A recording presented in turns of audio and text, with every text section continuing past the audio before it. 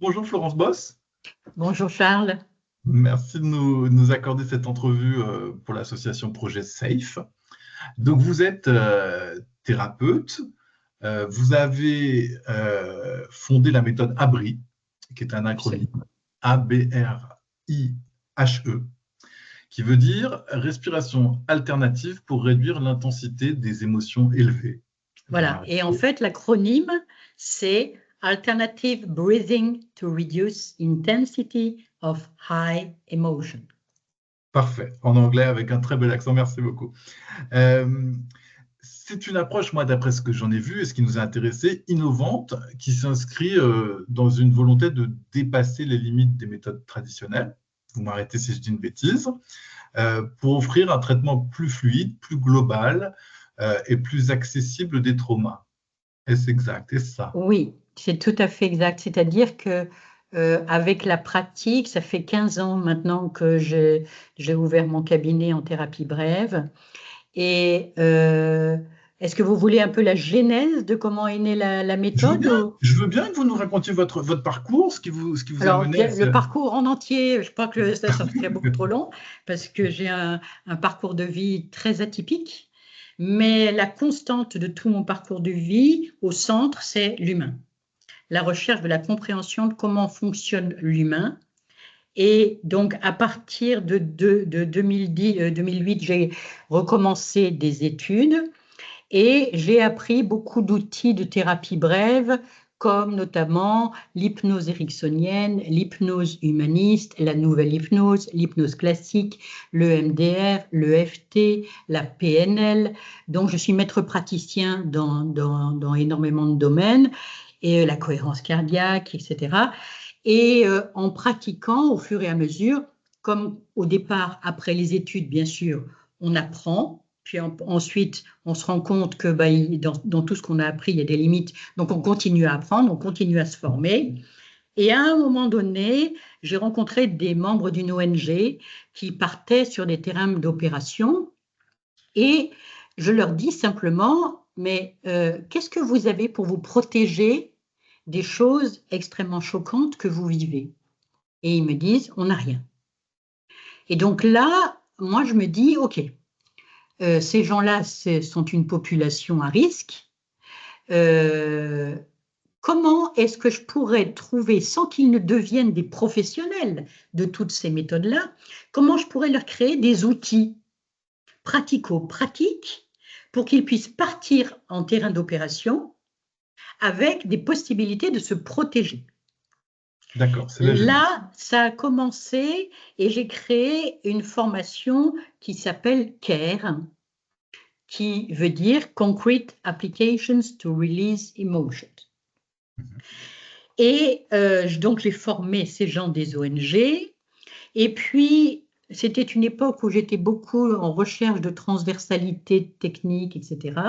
Et puis, un peu par hasard, j'ai découvert quelque chose où l'effet, la réduction émotionnelle a été mais immédiate.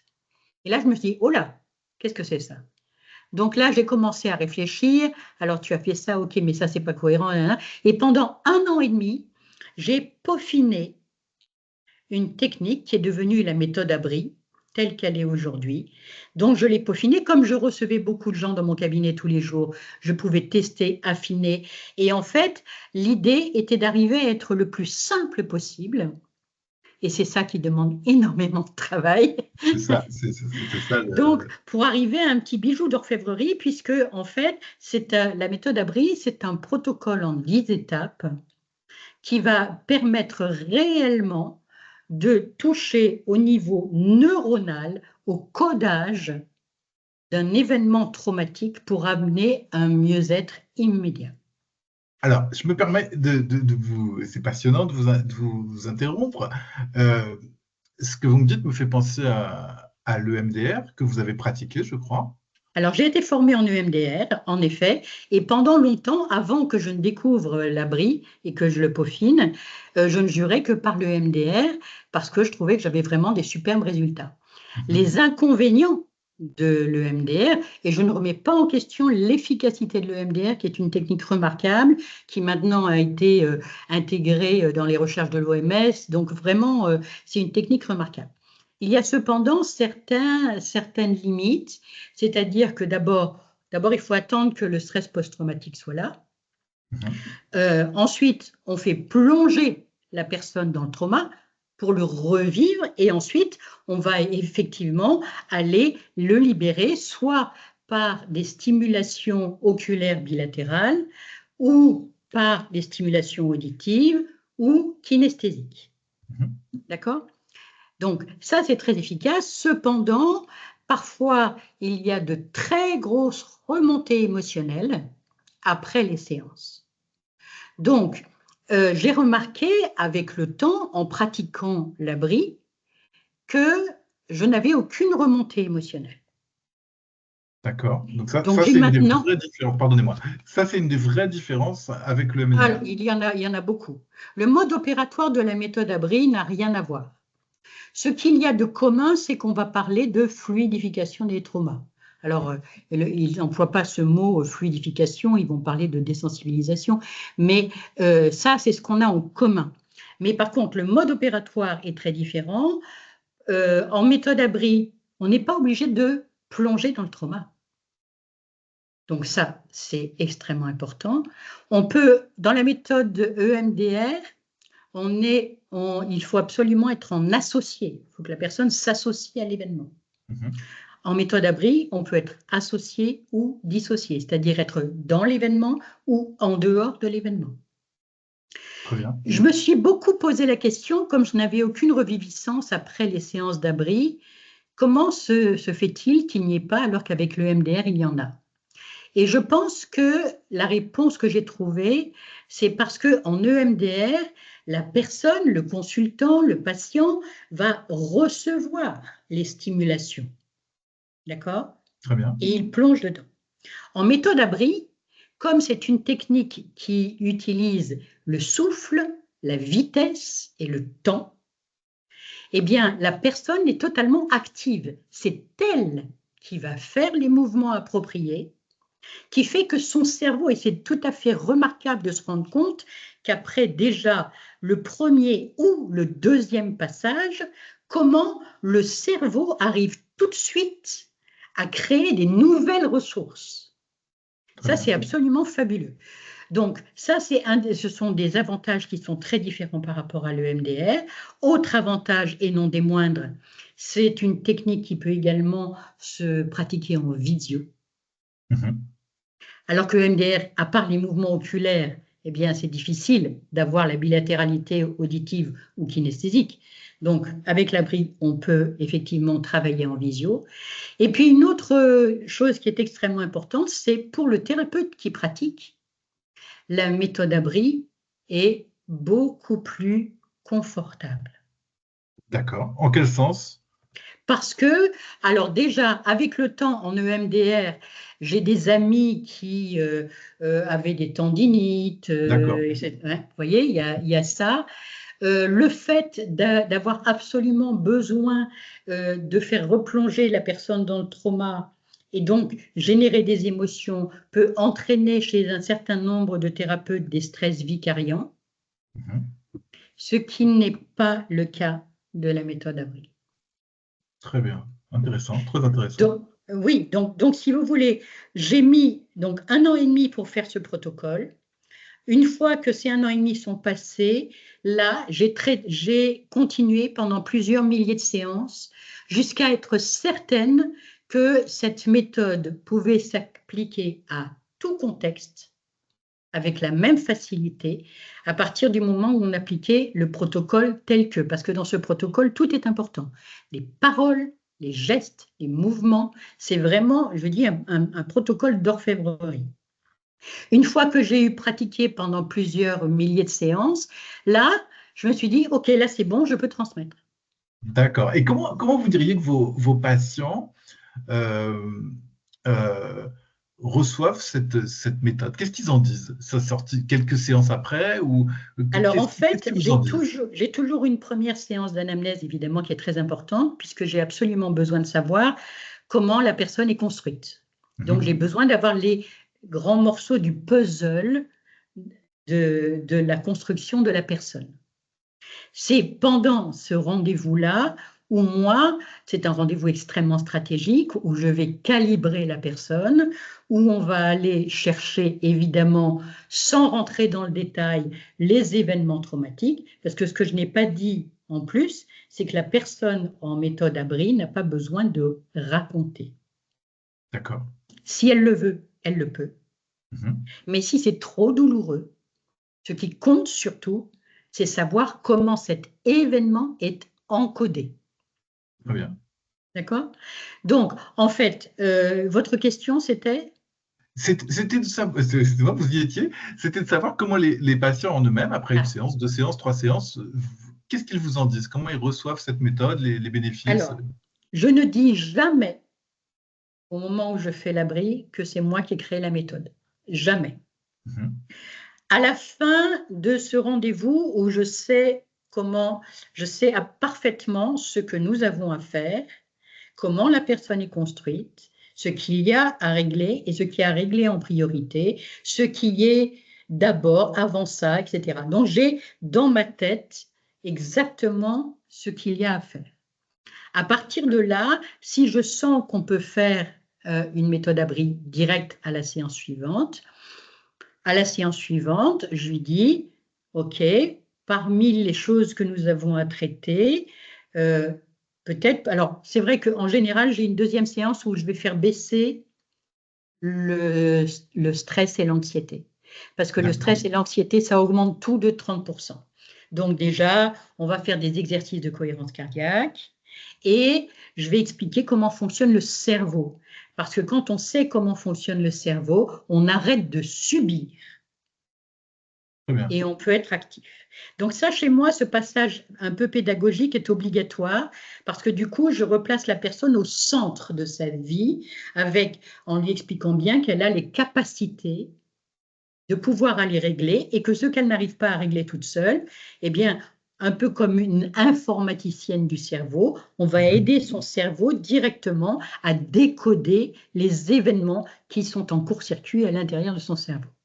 D'accord, ça c'est les séances préparatoires. Voilà. Ensuite, dès qu'on arrive à la séance abri, la séance est extrêmement simple puisqu'elle est articulée autour de ce protocole. Et déjà, à la fin de la séance, on va dire que dans 98% des cas, en une séance, un trauma est réglé. En une séance d'abri, un trauma est réglé par séance. Parce qu'il y a eu une bonne préparation avant, parce qu'au moment où j'applique l'abri, tout est ciblé. D'accord ? Et donc, du coup, à la fin de la séance, on vérifie comment elle va. La séance suivante, là, je vérifie. Alors après, ça dépend combien de temps. Hein. Une semaine, 15 jours, un mois, 2 mois, parfois 6 mois, parfois plusieurs années. Je leur dis, OK, par rapport à ce que nous avons fait la dernière fois, comment est cet événement? Et là, c'est pratiquement tout le temps, les gens me disent, non mais c'est fou ça. Alors, certains me disent, ah non mais ça n'existe plus. D'autres me disent, ok, je peux y repenser, mais j'ai plus aucune émotion. Et c'est à ce moment-là que je leur dis que j'ai créé la méthode. Mais je leur dis jamais avant, jamais avant. D'accord. Donc eux, ils disent qu'ils sont plus activés par les souvenirs. Ils sont non, j'ai d'ailleurs de nombreux témoignages vidéo de personnes qui me disent que c'est juste incroyable, vraiment incroyable. Des traumas, et alors c'est ça qui est intéressant avec la méthode ABRI, c'est qu'on peut parler, on peut fluidifier des traumas réels, mais aussi, dans le cas d'amnésie traumatique, on peut aussi régler des traumas dont on n'a plus les images, mais simplement sur l'idée qu'on se fait du trauma. Ce qui est le cas, par exemple, moi je travaille pas mal en collaboration avec un ostéopathe et qui m'a envoyé plusieurs personnes et qui me dit suspicion de viol. Alors là, moi je me méfie beaucoup, attention aux faux souvenirs, etc. Et la personne me dit, mais je ne sais pas si c'est vrai ou pas. Peu importe. L'important, c'est quand vous pensez à ça, qu'est-ce qui se passe à l'intérieur de vous? Et on part sur les ressentis réels de la personne par rapport à la projection qu'elle s'en fait. Ça peut aussi même aller plus loin. J'ai travaillé plein de fois sur des traumas de naissance. Donc évidemment que la personne ne se souvient pas. Bien sûr, c'est pas conscient. C'est pas conscient, mais le corps a une mémoire. Donc, en admettant un enfant qui est sorti ou par césarienne, ou qui a eu un double cordon autour du cou, ou qui a passé 2 mois en couveuse, etc., on va aller connecter à ce bébé-là, évidemment non pas par un souvenir parce qu'il ne l'a pas, mais sur la perception que la personne en a. Et à partir de là, on va pouvoir faire un abri. Très bien, très intéressant. Alors, vous me disiez juste avant que vous étiez au moment où vous arriviez à transmettre. Et j'ai vu que vous aviez créé un institut de formation autour de cette méthode. Est-ce que vous pouvez m'en dire plus? Alors, effectivement, grâce à CARE, donc CARE, c'était ce que j'avais fait pour les ONG, les militaires, les journalistes, etc. Là, je me suis dit, bon, ben, il me faut un organisme de formation. Donc, j'ai commencé à créer cet organisme de formation. Et bien sûr, quand j'ai fait la méthode Abri, j'ai voulu aussi transmettre. Alors, je ne transmets qu'à des professionnels qui ont déjà des outils thérapeutiques. Je ne transmets pas à des débutants. Parce qu'en fait, la méthode Abri est un outil supplémentaire. Ce n'est pas une thérapie Abri. C'est un outil supplémentaire pour les thérapeutes qui ont déjà différents acquis. Mais qui ont déjà pratiqué. Voilà, c'est-à-dire des psychologues, je forme pas mal de psychologues, des sophros, des hypnos. Là, je suis ravie parce que là, j'ai une psychanalyste. Le psychanalyste, en général, ils ouvrent peu. Médecins, voilà, j'ouvre de plus en plus, mais ce sont des gens qui ont déjà leur pratique et ça leur offre un outil supplémentaire spécifiquement pour la fluidification des traumas. Alors, il faut juste que je précise que l'abri, la méthode entière, est vraiment faite pour fluidifier les traumatismes.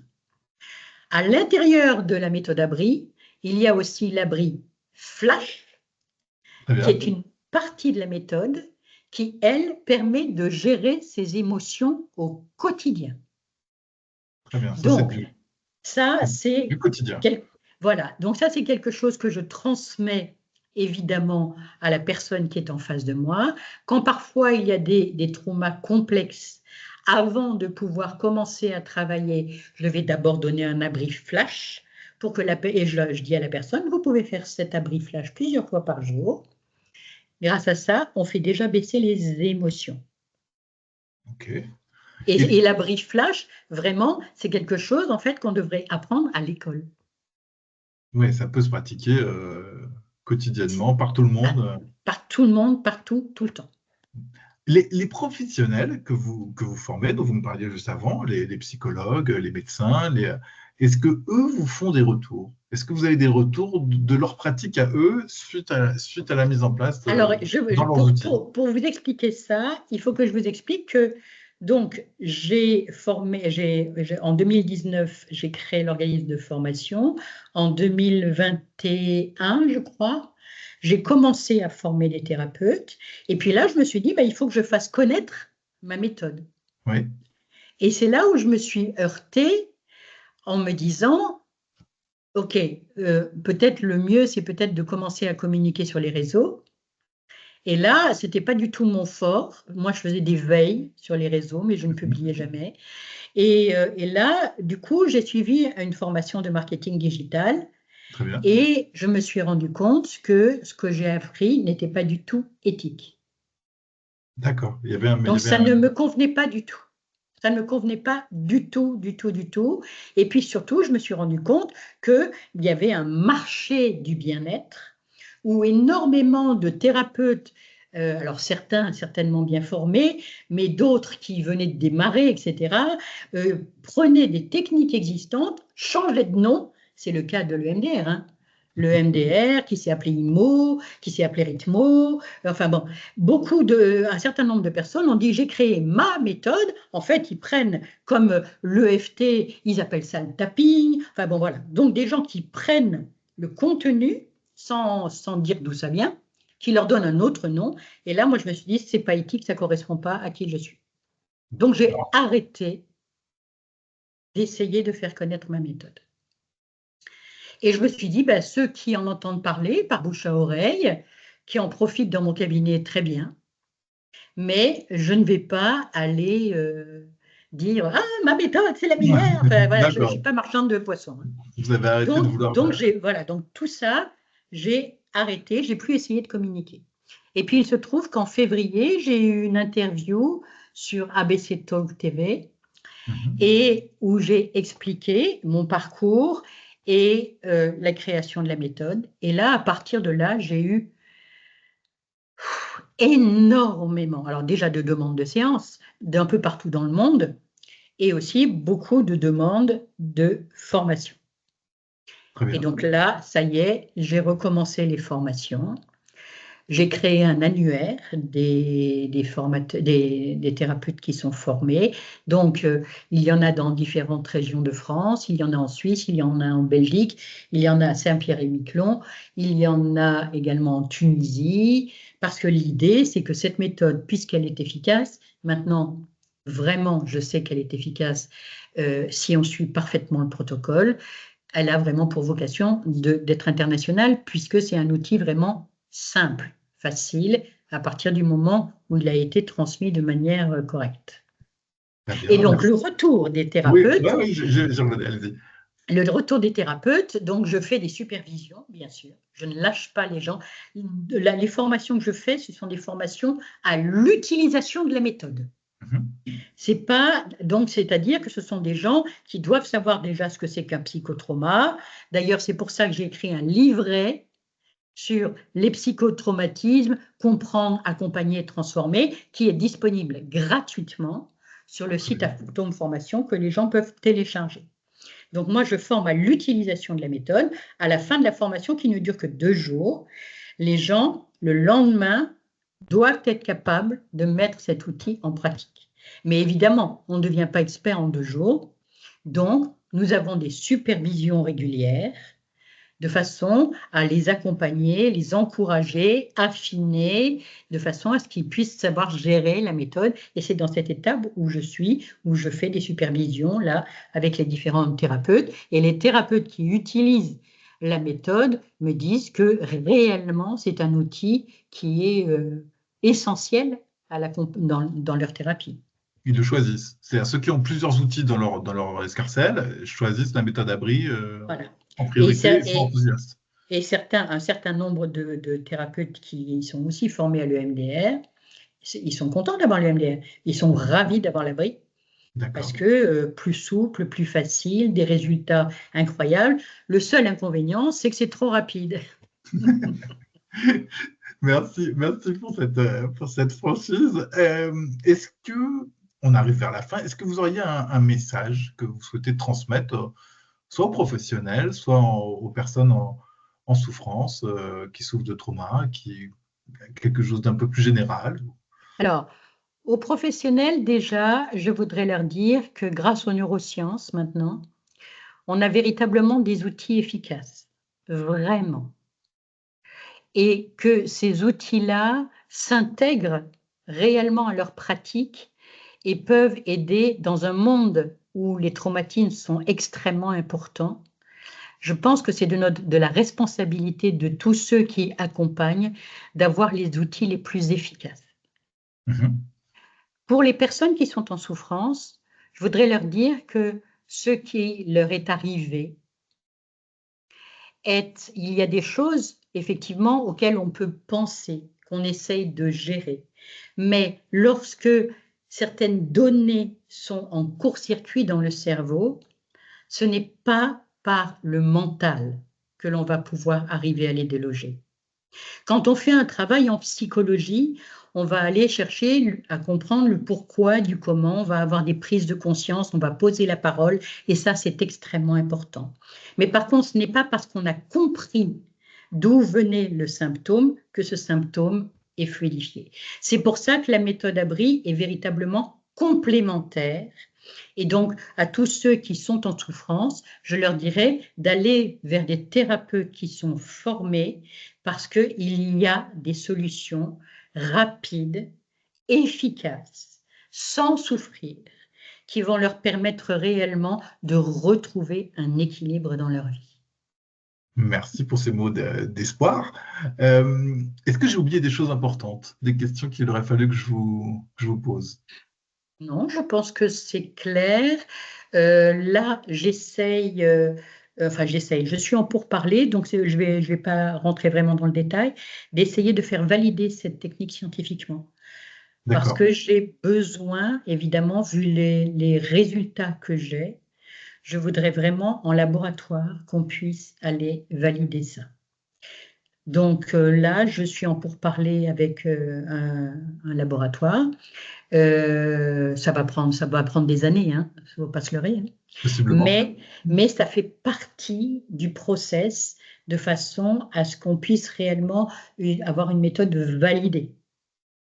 Très bien. Donc ça, c'est l'étape à venir, en Ça, cours c'est et à venir. l'étape à venir. Et l'étape à venir, c'est former le maximum de gens. Moi, j'aimerais bien, au fur et à mesure, arrêter de faire de la thérapie, franchement, parce que je pense qu'il est très important de former les spécialistes, les professionnels à cet outil qui est une véritable aide, à la fois pour ceux qui le reçoivent et pour eux dans leur accompagnement. Et merci beaucoup, Florence Boss, pour Avec plaisir, Charles. cette entrevue. Je vous souhaite un excellent week-end, une bonne soirée. Merci, à vous aussi. Et puis, je vous envoie la version la plus aboutie possible. C'est très gentil. Je vous Merci. remercie. Bon Merci. week-end. Au revoir, Charles.